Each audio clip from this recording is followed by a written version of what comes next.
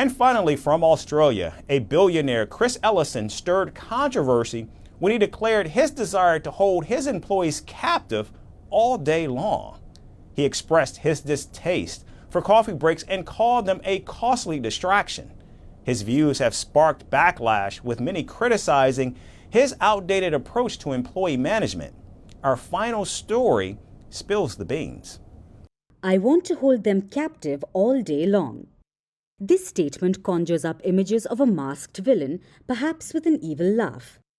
The phrase drips with a vindictive undertone that screams criminal. However, this wasn't uttered by some nefarious villain.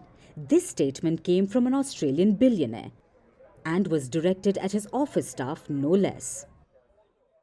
At a financial presentation for Mineral Resources, a company worth a modest $5.44 billion, Managing Director Chris Ellison dropped this little gem of a statement of wanting to keep his staff under lock and key for nefarious reasons.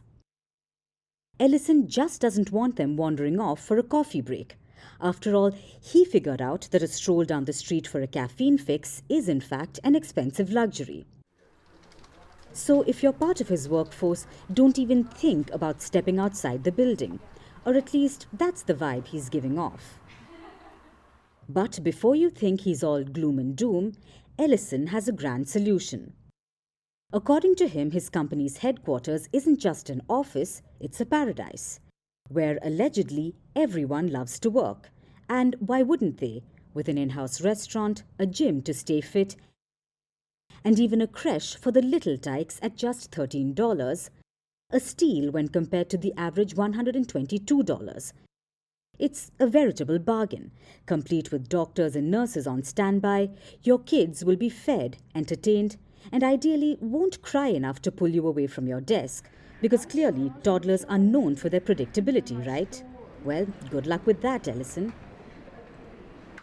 In a world inching towards a 4-day work week, Ellison's views are as refreshing as a tumbleweed blowing through an empty office.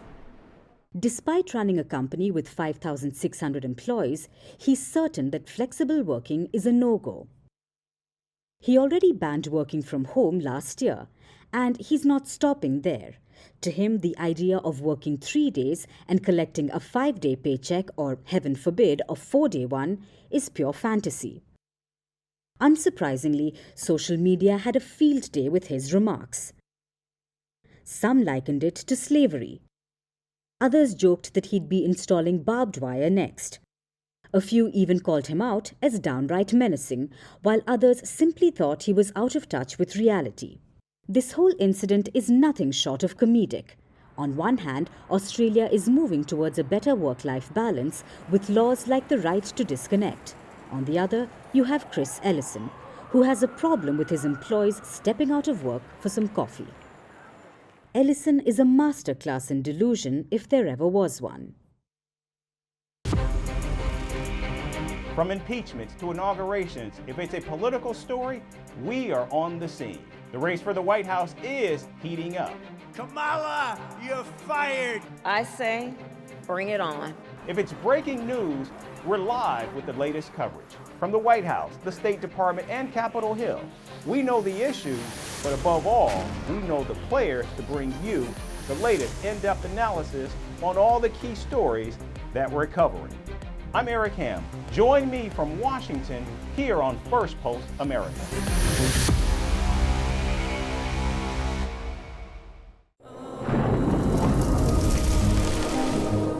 Climate change is on our doorstep. It's time for a revolution to take root. And it starts with 1.4 billion Indians. It starts with one tree for humanity, one tree for Mother Earth, one tree for our future. Project One Tree, a News 18 network initiative.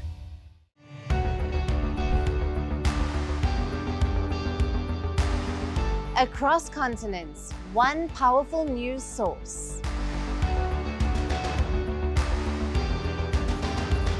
Bringing you diverse perspectives on the issues that matter.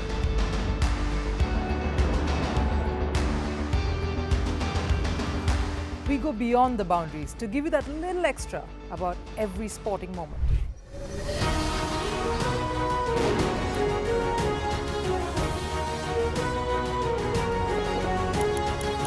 So thank you for making Firstpost 5 million strong. We're counting on your support, and you can trust us to bring you the news unfiltered and unvarnished.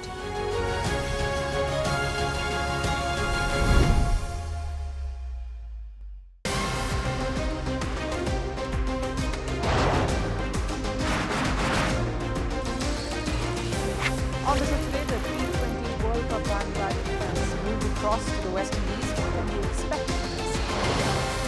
Hello, I'm Ellison coming to you from Durban, South Africa. Today we have a special show. Start with a report on India's shifting nuclear posture. For the first time since India officially became a nuclear power. Hello and welcome to Firstpost America. I'm Aaron Ham, coming to you live from the nation's capital,